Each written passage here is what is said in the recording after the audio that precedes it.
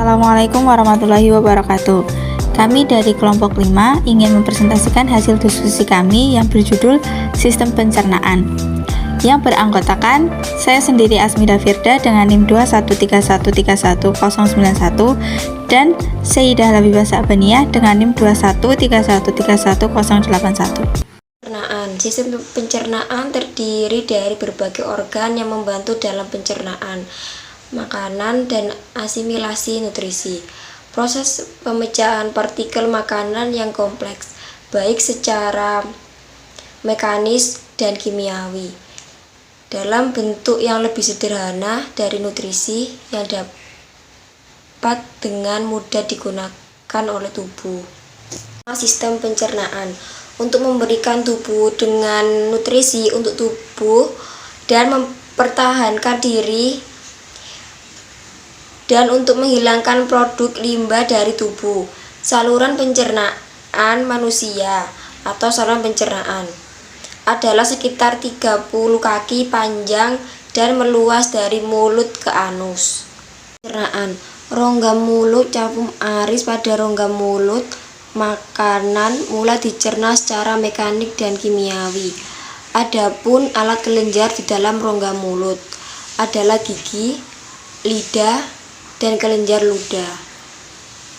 Gigi atau dentis. Gigi berfungsi untuk mencerna makanan secara mekanis dan untuk membantu berbicara. Gigi manusia tertanam pada rahang dan terlindung oleh gusi. Adapun bagian gigi sebagai berikut. Yang pertama yaitu mahkota gigi atau korona, bagian yang tampak dari luar. Yang kedua yaitu leher gigi atau kolum, bagian yang terlindung gusi. Yang ketiga yaitu akar gigi atau radix, bagian yang tertanam di dalam rahang.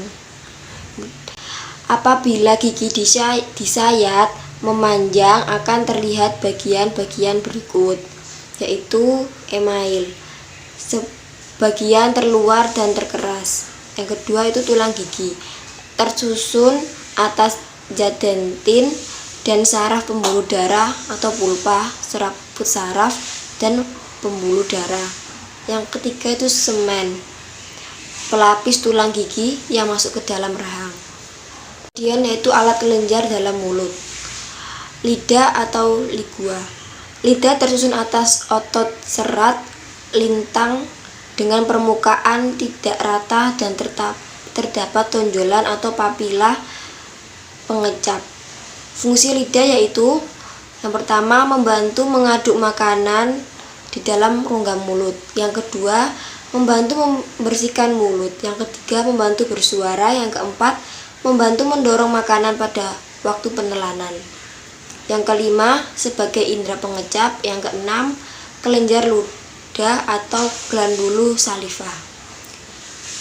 Di dalam rongga mulut terdapat 3 pasang kelenjar ludah, yaitu yang pertama glandula parotis berbentuk air yang terdapat di bawah telinga. Yang kedua glandula submaxillaris berbentuk air dan lendir yang terdapat pada rahang bawah. Yang ketiga glandula sublingualis berbentuk air dan lendir yang terdapat di bawah lidah. Kelenjar ludah berfungsi untuk yang pertama memudahkan penelanan dan pencernaan makanan atau melarutkan makanan. Yang kedua mencernakan makanan secara kimiawi. Yang ketiga melindungi selaput rongga mulut dari panas, dingin, asam, dan basah. 3 pasang kelenjar ludah, kelenjar parotis, kelenjar submaxillari, dan kelenjar sublingualis mensekresi air liur ke dalam. Air liur mengandung enzim yang disebut amilase yang mencerna molekul pati menjadi molekul yang lebih dari maltose disakarida. Selama mengunyah, lidah menggerakkan makanan dan memanipulasi itu menjadi massa disebut bolus, yaitu faring. Bagian atas pada kerongkongan disebut tekak atau faring, yang merupakan pertemuan antara saluran pernapasan di depan atau nasofaring dan saluran pencernaan di belakang atau orofaring, yang ditutup oleh epiglotis, juga dikenal sebagai tenggorokan. Faring adalah bagian kecil dari sistem pencernaan yang menghasilkan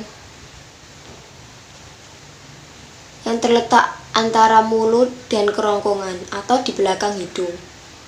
Faring mengandung tonsil atau suatu kelenjar yang menghasilkan sekret. Mukosa faring memiliki banyak kelenjar liur. Mukosa kecil dalam lamina propria yang termasuk jaringan ikat padat. Di luar lapisan mukosa terdapat otot constrictor dan longitudinal. Yang berikutnya yaitu esophagus. Pada ujung distal esophagus terletak lower esophageal sphincter atau lis, yang mencegah makanan dari lambung kembali ke kerongkongan. Esophagus berhubung dengan faring di sebelah atas dan lambung di sebelah bawah, tersusun rapi, yaitu yang pertama tunika mukosa atau epitel gepeng berlapis tanpa lapisan tanduk. Yang kedua, tunika submukosa atau kelenjar serosa atau mukosa. Yang ketiga yaitu tunika muscularis atau otot rangka atas dan polos bawah. Kemudian tunika serosa. Esophagus terdiri dari epitel berlapis gepeng tanpa lapisan tanduk. Di dalam submukosa terdapat kelompok kelenjar kecil pensekresi mukus. Kelenjar esophagus sekret yang memudahkan transport makanan dan melindungi mukosa esophagus. Itu lambung. Lambung adalah organ campuran eksokrin, endokrin yang mencerna makanan dan menyekresi hormon. Fungsi lambung yaitu yang pertama melanjutkan pencernaan karbohidrat, yang kedua menambah cairan asam pada makanan, yang ketiga mengubah makanan oleh kerja otot menjadi suatu massa atau suatu massa kental, yang keempat yaitu membantu pencernaan protein oleh enzim pepsin. Bagian-bagian lambung yaitu yang pertama kardia, yang kedua fundus, yang ketiga korpus, yang keempat pilorus. Di lambung, lapisan submukosa terdiri dari jaringan ikat padat yang mengandung pembuluh darah dan pembuluh limfe. Lapisan muscularis terdiri atas serabut otot polos yang tersusun dalam 3 arah utama. Lapisan luar tersusun longitudinal, lapisan tengah tersusun sirkular, dan lapisan dalam tersusun oblik. Kemudian yaitu lambung dilapisi sel tipis serosa. Usus halus, tempat berlangsungnya pencernaan absorpsi nutrien dan sekresi endokrin. Usus halus relatif panjang sekitar 5 meter. Terdapat 3 segmen. Yang pertama yaitu duodenum dan jejunum dan ileum. Permukaan usus halus memperlihatkan lipatan-lipatan permanen sikuler atau seminular, yang disebut juga plisae circularis. Fili usus merupakan penonjolan mukosa atau epitel dan lamina propria sepanjang 0,5 sampai 1,5 mm dan berproyeksi ke dalam lumen usus halus. Fili dilapisi oleh selapis epitel kolumner, sel absorptif, dan sel goblet.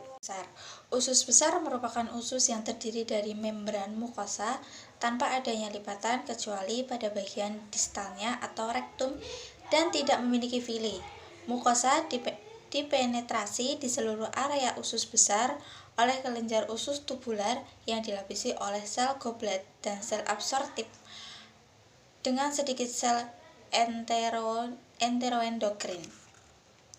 Usus besar yang pertama yaitu ada cecum, yang kedua colon ascendens, yang ketiga colon transversalis, yang keempat colon descendens, yang kelima adalah regio sigmoid. Rektum merupakan bagian dari saluran pencernaan yang membuka ke dalam lubang anus yang mempunyai fungsi yaitu penyimpanan sementara feses. Dibagi menjadi 3 bagian sama. Yang pertama, bagian yang bergerak dan memiliki penutup peritoneum. Yang kedua, sepertiga tengah hadir dalam pelvis dan tulang adalah bagian terluas rektum. Yang ketiga, berada paling bawah dan terletak dalam lantai otot panggul. Merupakan bukaan dari rektum ke lingkungan luar tubuh atau sphincter, yaitu pengatur pembukaan dan penutupan anus. Enzim dibagi menjadi 3, yaitu enzim pepsin berfungsi merombak protein menjadi pepton. Yang kedua, enzim renin berfungsi merubah kasenogen menjadi kasein. Yang ketiga, hormon gastrin berfungsi mengaktifkan enzim trypsinogen untuk membentuk enzim trypsin. Cukup sekian presentasi dari kelompok kami, kurang lebihnya mohon maaf. Wassalamualaikum warahmatullahi wabarakatuh.